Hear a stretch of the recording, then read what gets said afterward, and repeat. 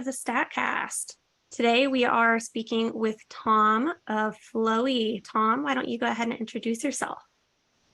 Hello, thank you for having me on. I'm Tom, and I've been working on different products called Flowee, and specifically for the last couple of years on a wallet called Flowee Pay. And I'm really excited about the usability and how we recently got released on the Android Play Store. So yeah, I'd love to talk a little bit about that. All right, awesome. So let's just jump right in. Go ahead and describe what Flowee is, because from my limited understanding right now, Flowee is quite a lot of things. It was a product that started when I first was asked to join the Bitcoin ecosystem by Gavin Andreessen. And that was when I started working on something called Bitcoin Classic that turned into Flowee Pay and Flowee Hub later on. And so it was, or it still is, a series of products. And that's why the flow between them was a little bit needed and was useful. So therefore, we have this series of products.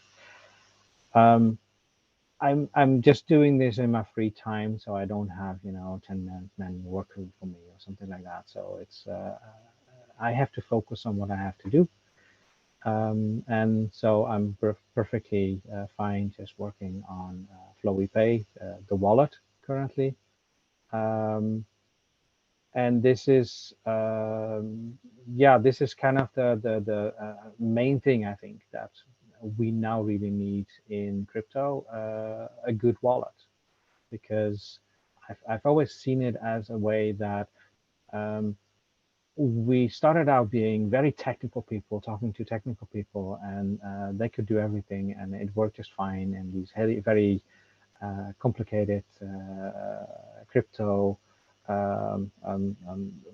applications that talked about all these technical terms. And then I realized that, if we want to become something bigger, we have to make a wallet that actually I'm willing to give to anybody that is basically currently able to do some shopping and just pay with dollars or euros or something. So that's the goal, that you actually have something for everybody. So I started out with a wallet that is made in the same technology as the full node, so the code C++ code, so not some web app, something that actually runs directly on the phone. And I've been working there on the Flowee Pay now already. I looked it up the other day, for 3 years, and now since 2 months it's on the Android system.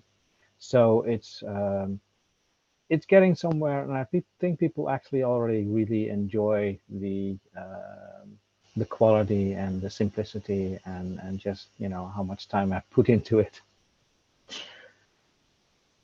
So that's a bit the background.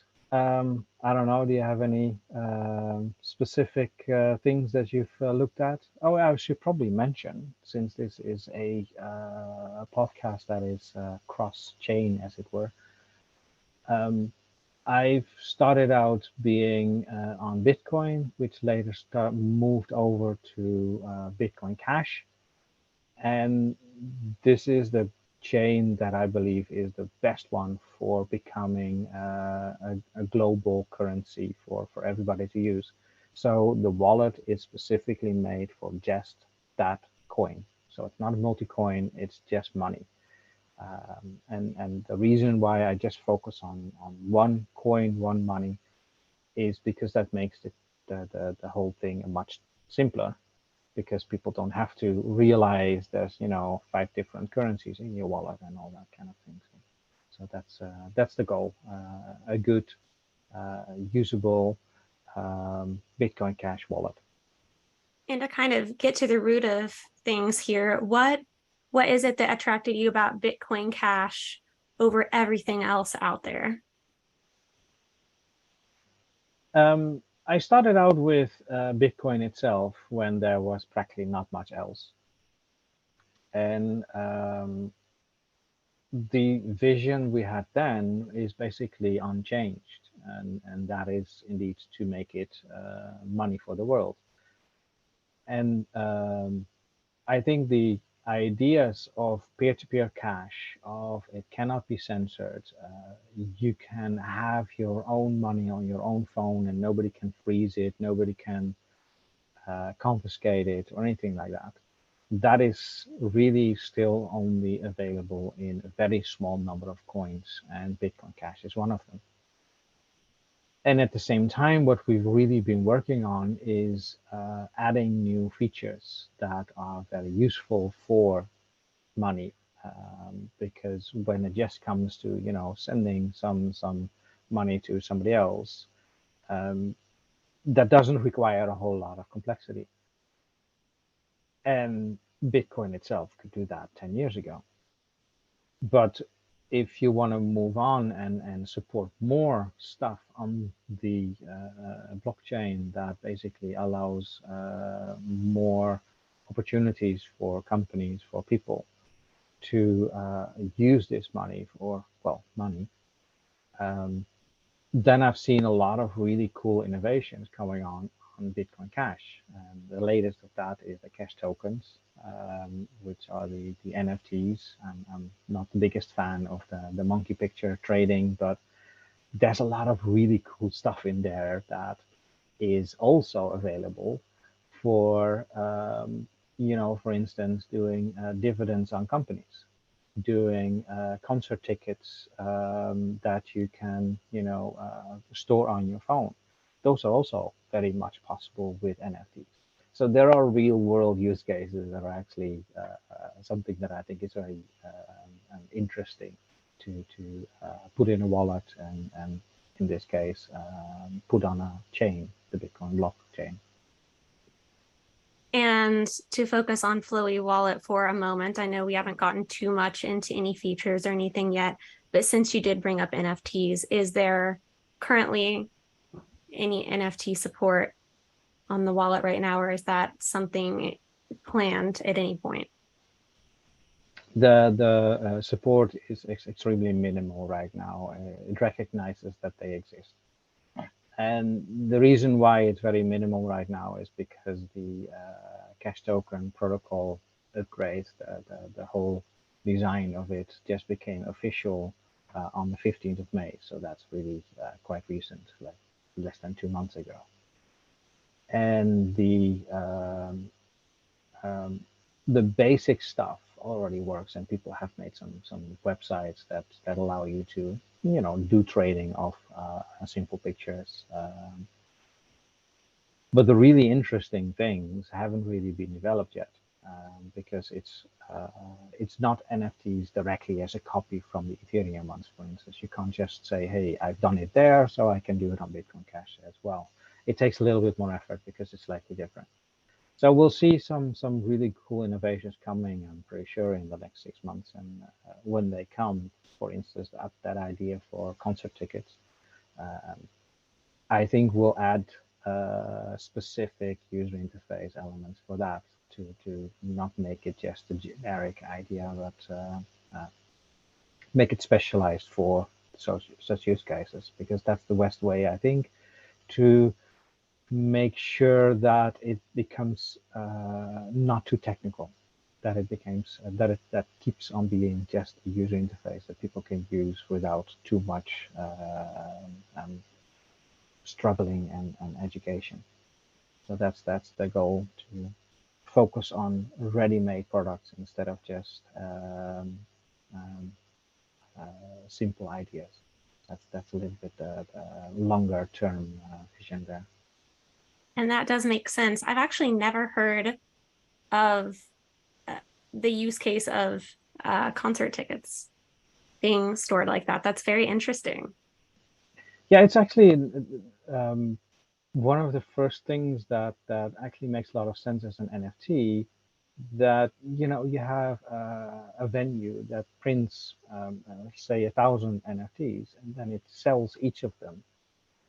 And what is very interesting about the cash tokens idea is that you can attach a contract to it, which essentially means that, for instance, um, it's not just that I buy one item and then I go to the venue and I show and I transfer that one and therefore I get entry. That's obviously possible. But I can also be a middleman that says, hey, I buy 1,000 of them, and or 100, because I just said that we have 1,000 in total. I buy 10% of the total and then resell them. Now, the biggest problem with concert tickets resellers is they typically get these ridiculous prices. But you can put a contract as the owner of, say, the token. In this case, that would be the artist of the venue. You can put a contract on there to limit the amount the price can go up. Or simpler to say, hey, if you sell it, then some percentage goes back to the artist, your gain. The simple things like that, you can just program it. It's just code. And that becomes really interesting then, because then you avoid a lot of you basically avoid the need for some centralized website, and there's various ticket masters, and I don't know, and practically everybody hates them because they're Yeah, they're always not getting very problematic. good press at the moment. So you could replace that with something better. That's kind of the thinking. And in the end, you remove a middleman, and that is profitable for both sides. And that's always been, I think, the biggest advantage of blockchain. You can remove a lot of middlemen. Absolutely. Well, thank you for explaining that to me. I had just never come across that use case before. So thank you.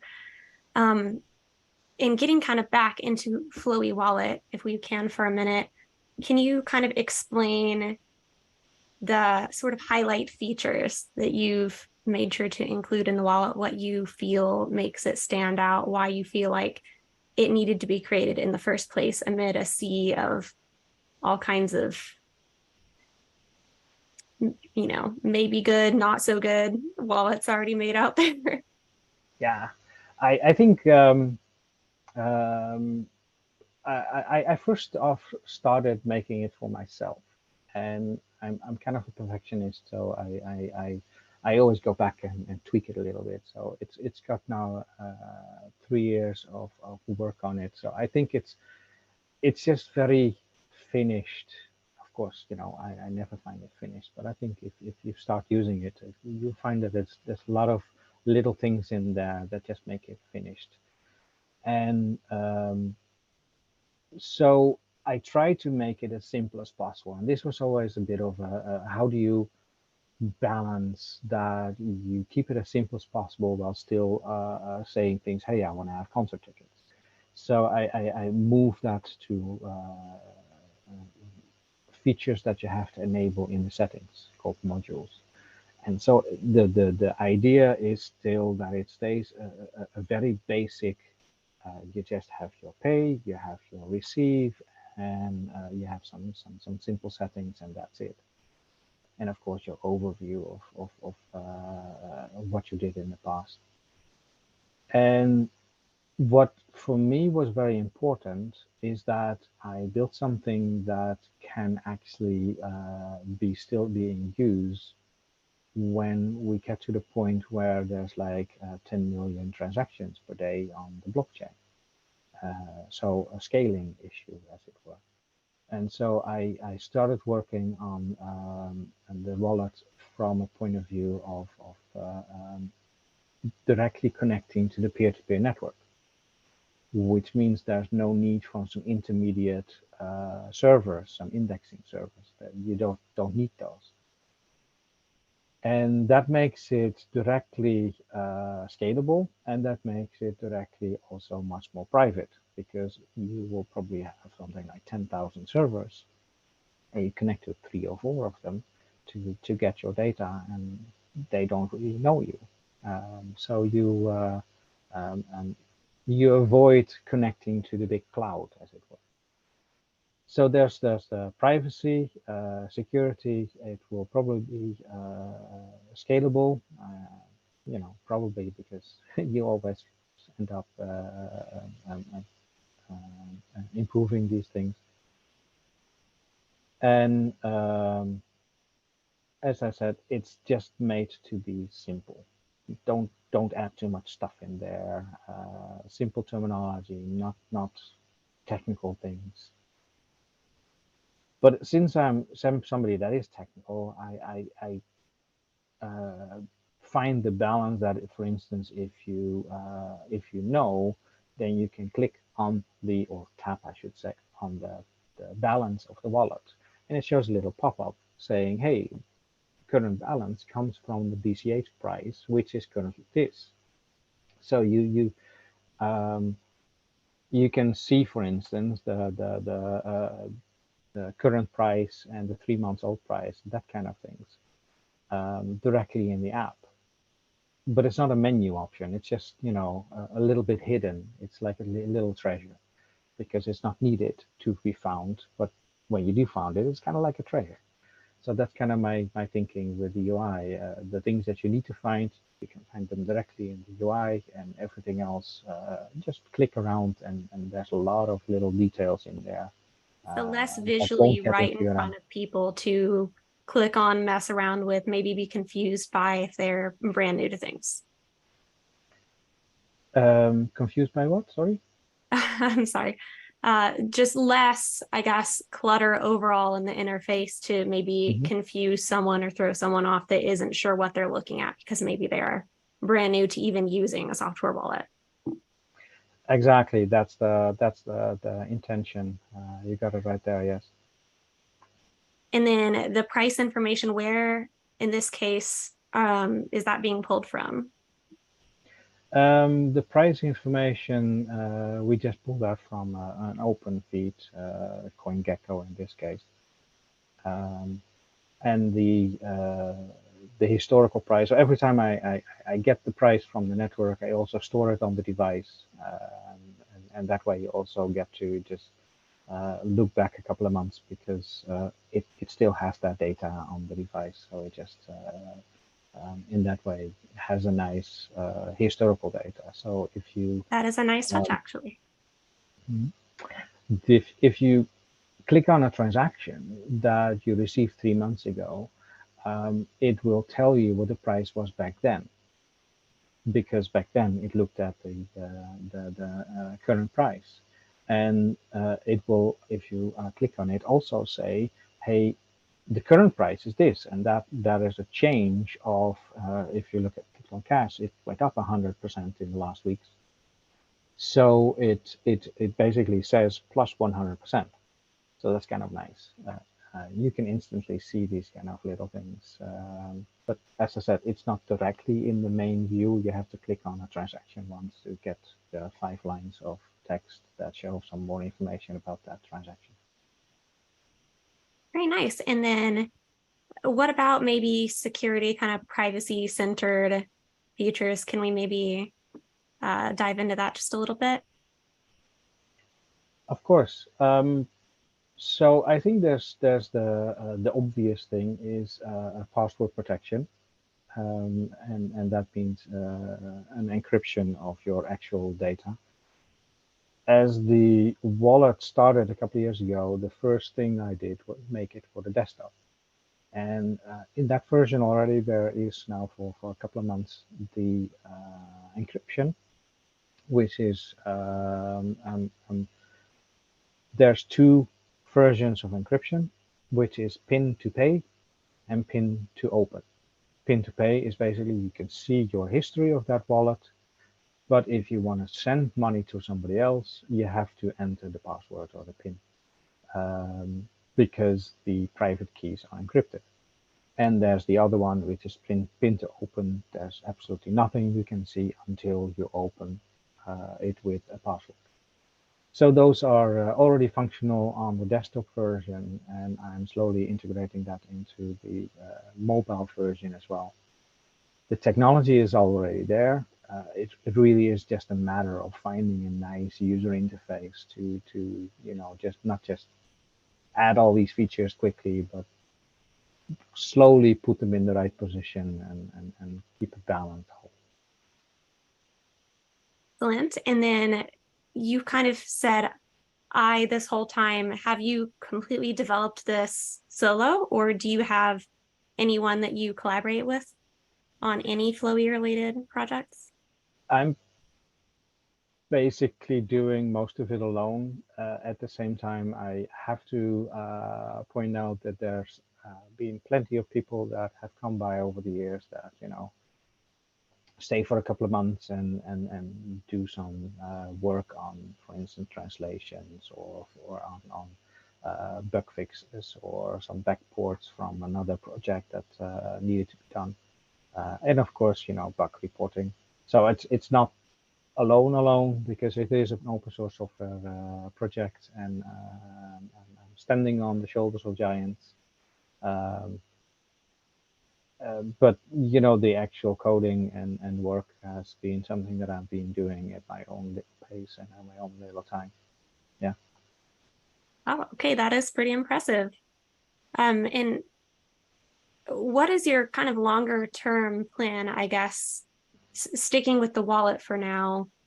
Besides kind of what we spoke about earlier, maybe some limited use case NFT support. Is there anything else you're looking at adding or changing at some point, looking into the future? Or do you feel like for the most part, you kind of have the features nailed down that you feel are really most important? When it comes to features, I am thinking very much in the terms of the basic wallet is kind of in the shape I want it, with many of the features I want. But what I want to add is a concept called modules, which essentially means that you can add multiple user interface elements, and they are not enabled by default. So when you then go to the settings, there's an explore button, then you see all the modules and you can turn them on, and therefore you then see an extra item in your normal application. One of the ones that I already have is the creation of a more complicated type of transaction, not the one you just create by scanning the QR code. And there you can, for instance, add multiple outputs and other kind of things. So that's the way to add new features without it having a negative impact on the whole application. So And they there's would lots all of be little opt things. in. Exactly, they're opt-in, yes. And I think there's a lot of almost an infinite amount of things you might want to add, and I call them like applications within the application. And to picture that, I always say that a good wallet is like a web browser that um, nobody can really use the internet without having some way to access it, and that could be the web browser. And then all these websites that you can go to are kind of like an application on its own. And so you want to have something similar, but have it more geared towards, hey, we need the security because we're talking about actual money here. And so I don't want to just, use the website idea of well, get the application from there and it'll be fine. That would be irresponsible. And therefore, I think we can have more applications actually inside of the wallet that are then enabled as these modules. And then you get a lot of different people can come up with different ideas. The concert tickets is one idea. And simple idea is to have different ways to create PDFs, for printing. So, for instance, you can create a PDF with all your transactions. So, if you are fortunate enough to live in a country where you have to show all your transactions for the tax purposes, America is one of those countries, that might be very useful. So, these little modules would be useful to add. And I kind of hope that when more people start using Flowee Pay, you'll get more people actually writing such modules because they're kind of separate from the whole project. So it should be easy enough to work on that at your own pace, if you know what I mean. And I just want to point out that's actually a great idea too. So this is a feature. I mean, it sounds very similar anyway to something I've seen in, I think, Robinhood, maybe crypto.com, one of those where there is an area you can go to specifically to um, get a document and I guess be able to print that out, download it, whatever, that has all the information you would need for tax purposes about your transactions and stuff. And that's actually a great idea. I had never considered that being something included in a, not a kind of centralized kind of exchange setting in an app, but that's a great idea. Yeah, I think it's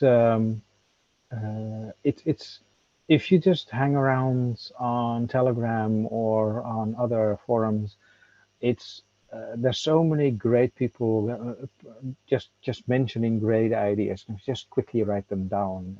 There's a lot of interesting ideas that might become a feature in the future. Um, the problem for me is always, focusing my time on what actually is the best thing for me and for the wallet. Because if I try to do two things or 10 things, I'm probably not going to be able to do any of them well enough. So I can only work on one thing at a time. It's kind of the problem. Yeah, as I said, I hope for more people to join in at one point. You're right, though. Telegram is an amazing place to get suggestions for things. Not all good ones, but a lot of them, honestly. I do moderate our StackWallet Telegram group, and there's constantly there are people in there making all sorts of suggestions. And then you can kind of look at the patterns of what people are suggesting the most or kind of what stands out and basically take the ideas that people are giving out for free. Absolutely. Yes, exactly. Yeah. That's the open source way. I've always been a fan of the idea that um, you know normal users can be contributors too if they only come back with feedback. Hey, this works well, which almost never happens, but um, and the other type of feedback that happens much more often is, hey, I'd like to add this little feature, or well, this doesn't work, or something like that. Giving feedback is, I think, the main um, um, contributing factor of the random crowds out there. You don't have to be a coder to contribute to an open source project. Exactly. Just have ideas that somebody else has the expertise to implement, maybe. Hmm. Yeah, exactly. And then did I you like want that. maybe did you want to maybe get into any of the other tools that Flowee offers outside of the wallet? Well, they've been getting dusty for a while now, so they're not really functional right now. So I'm not sure if that's helpful, but the work has gone into the full node to make it much more scalable. So one of the things that I've never seen anybody else do is make a specific database, as in, a new MySQL or a new Postgres, but specific for the UTXO database or the blockchain concepts. And nobody has done that before. And I started looking into, hey, how can we best store this data? And then a couple of years, I started actually writing a UTXO database specifically for blockchain, which has been the last time I tested it was a couple of years ago. I mean, it still works. But then I got something like 25,000 transactions per second performance out of it, which is more than any blockchain is doing right now. So that's quite nice. And that was on, as I said, a couple of years ago, the hardware back then. So it's probably going to be quite a bit more by now. Um, so that's something that I put into the full node. And I think when we start to really scale up, it might be really important to get that dusted off, and we might get some more people actually running the node, and get, you know, better performance for really big blocks, because that's the way I think we want to scale. It's definitely possible. Excellent. And then the hub, did you want to talk about that at all? That was the hub. That's the full node. Um, I call it the hub because it's the center part of anything that you want to do on a blockchain. Um, because, you know, Flowee Pay connects to full nodes. So one of them could be the hub. So everybody connects to the hub. That's kind of the whole idea of full node, that it validates the random data that you can find on the internet and makes an actual coin out of it. So that And explains the hub name. Okay, yes, thank you. And then let's see, what about as far as assisting businesses in adopting Bitcoin Cash, how do you feel that this may be able to assist with that, perhaps? Maybe I'm not finding the right words here, but I guess I get what you mean, because if you look at the longer term for crypto, we can't possibly expect to just build everything in the economy again, just but building specific crypto.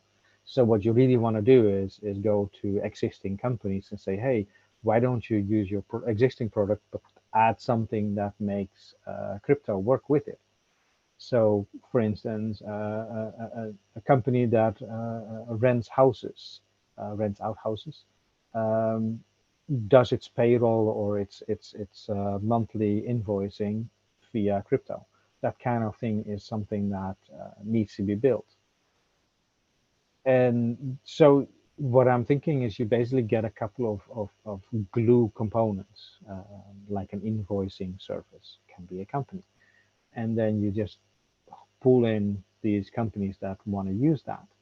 Um, but you also get, you know, for instance, you can have the ticketing company that might want to ship its own app that does those, the idea I gave earlier for tickets as NFTs. You can have a specific app for that. So you don't want to have to use Flowee Pay for that. They might want to have their own thing. And so what I made Flowee Pay able to do is I made a very strong separation between the front end and the back end. The back end is still running on the phone, but it becomes really easy to put a new user interface on it. And so I can imagine that some company might want to come in and just take Flowee Pay, give it, of course, a different brand name, and just put a new user interface on it. It's going to be open source because my project is open source, but they can have their own company logo in there. And so they can have their own little app on the App Store or whatever. And I think that's the kind of little things that allow companies to actually become active in this market without losing the value of their brand. Is that a bit in the direction you were thinking, or yes. did I go in a completely different direction? Yes, thank you for your explanation there. And as far as the business side of things goes, actually, while we're on that subject, has this whole kind of suite of tools here, has this been completely self-funded, this whole project? Yes, I've been working on this in my own time, free time mostly. happy to have a very supportive wife, and this is just, I'm not working on it full time, but just something that I do between the projects. And um, the it might look like it's a lot of different projects and a lot of different concepts, but they're all coming from one thing really. So it started out as a full node, and then I just started moving the C++ code around, and it's like, oh, now this is a library. I can reuse that. And then you suddenly have an indexer, or you have a JavaScript interpreter um, that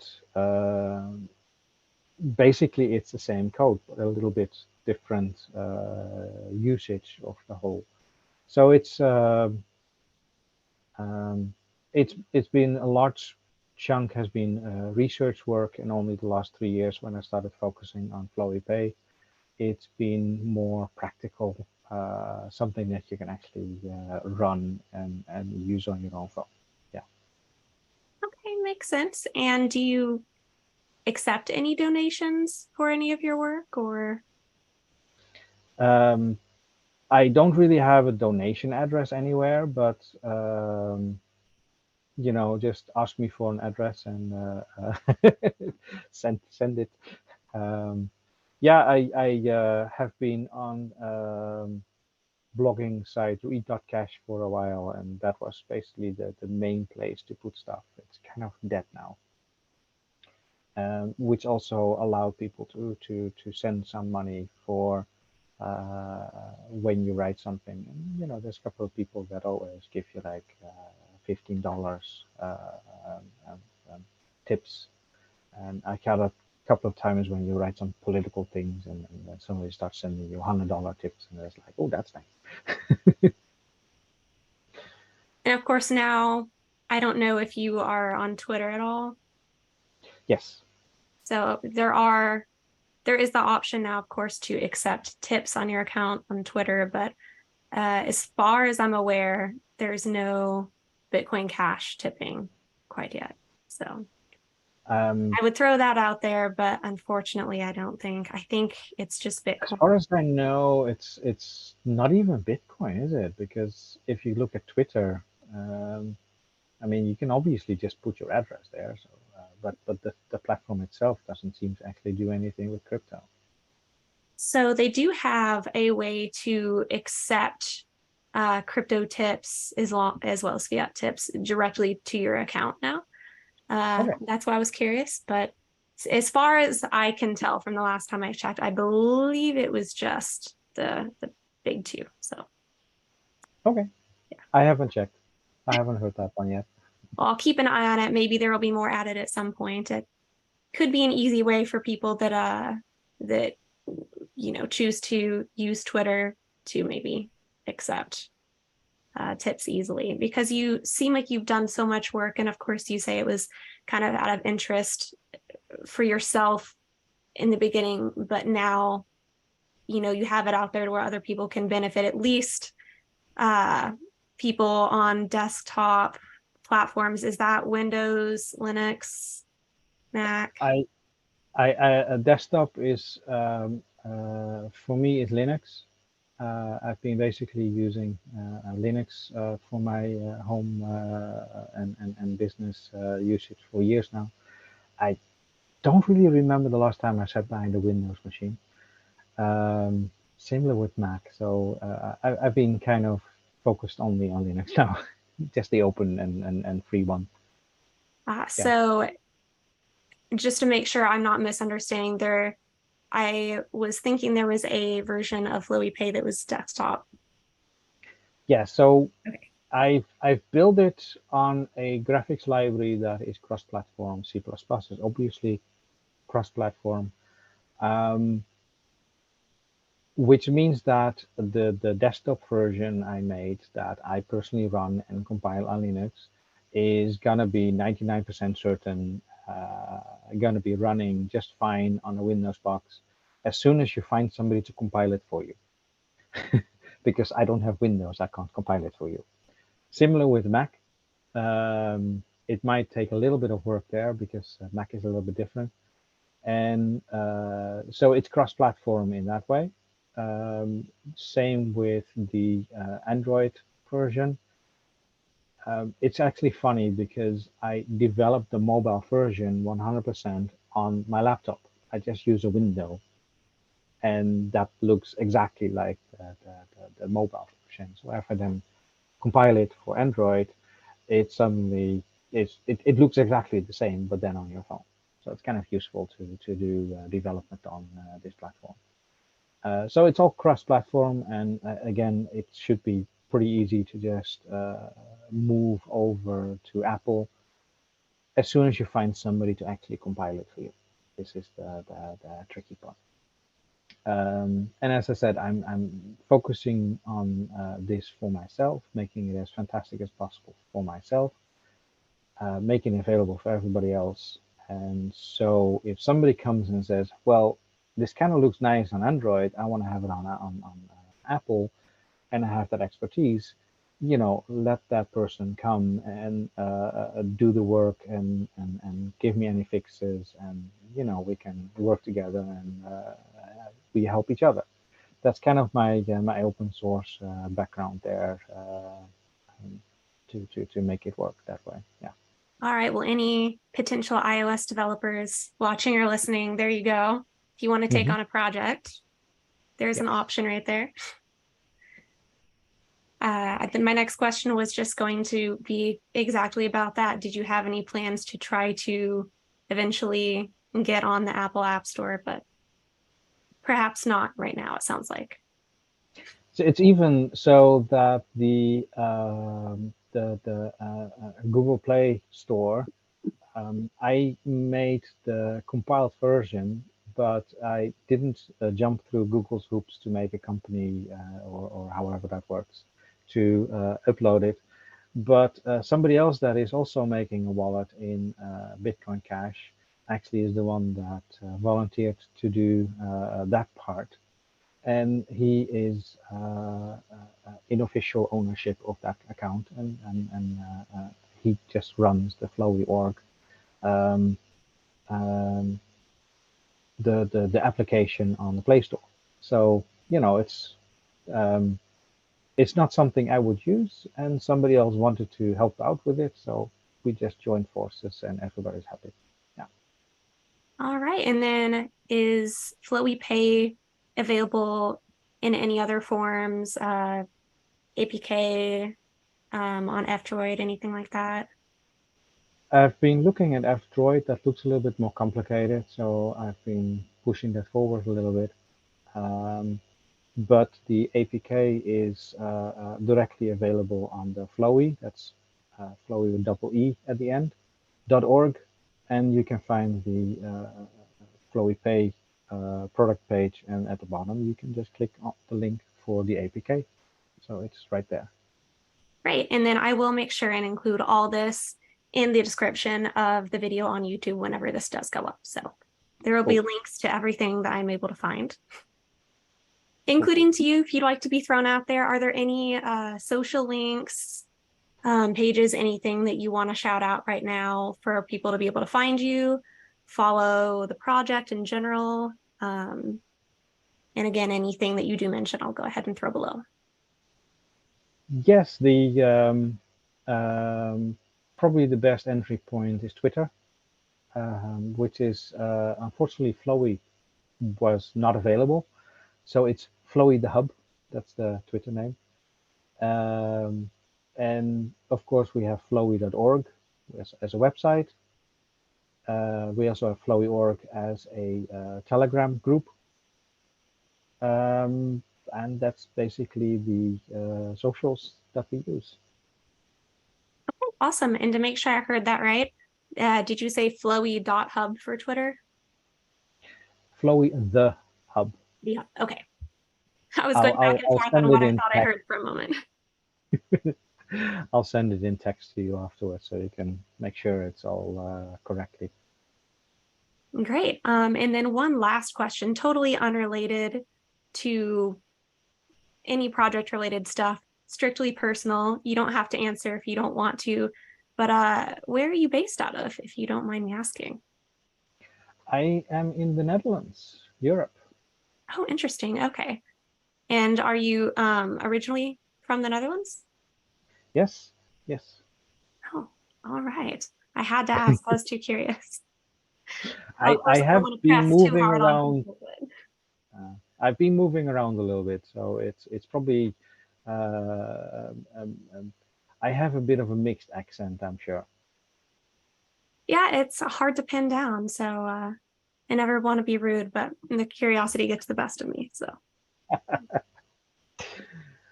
well, I Tom, remember a birthday party, and we had a British guy asking me, and this was when I was living in Norway, and he was like, "Where are you from?" And he went all around the world, from Australia to New Zealand via America, and he never guessed the Netherlands. It I was don't know that funny. I would have either. I've briefly been to the Netherlands and didn't get any farther than the airport. Spent about Oh, wow. 24 or so hours. And that was it. That was the extent of my experience in the Netherlands. So It's a beautiful little country. You should come back one day. I would have loved to have seen more than the view outside the airport windows, but someday. Someday. Very nice airport.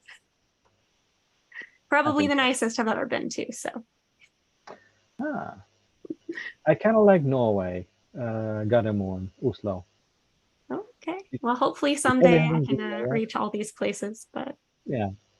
yeah, for now, just stuck here. But thank you so much for talking to us today, Tom, for educating everyone on what it is that you're doing and a project that many people may not be aware of here. Of course, we always mention StackWallet in some form or another, usually because we are the company, obviously, that's developed StackWallet. But it is good to look into other wallet projects, especially ones that kind of are specific to certain coins, certain communities that may cater to them in a way that we do not. So it's interesting to hear about these two, and I really do appreciate you kind of spending time answering all these questions, going left and right and all over the place. It probably was not the most linear conversation, but since I haven't known very much about Flowee myself, I kind of have been popping things out as soon as they come to my head. So I hope it's going to be understandable for the audience. As you say, it was a bit non-linear, but hey, otherwise it just sounds like an advertisement. Can't have that either. well, advertise away. Totally fine with that.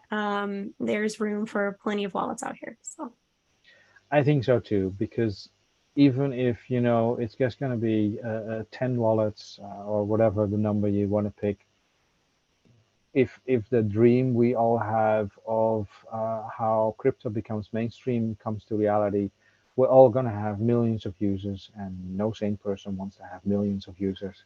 So it's going to be no problem, I think, going forward. So yeah. absolutely. Well, thank you again for your time. I'm not sure what time it is there, but I will go ahead and let you go and make sure and get your links recorded. And we will continue to follow what you're doing. I'll go check you out on Twitter probably right after this. Cool. I'll send some messages on Telegram. All right, sounds good. Well, thank you so much. And we're going to just wrap up episode 8 right here. And we will see any viewers here next week for episode 9.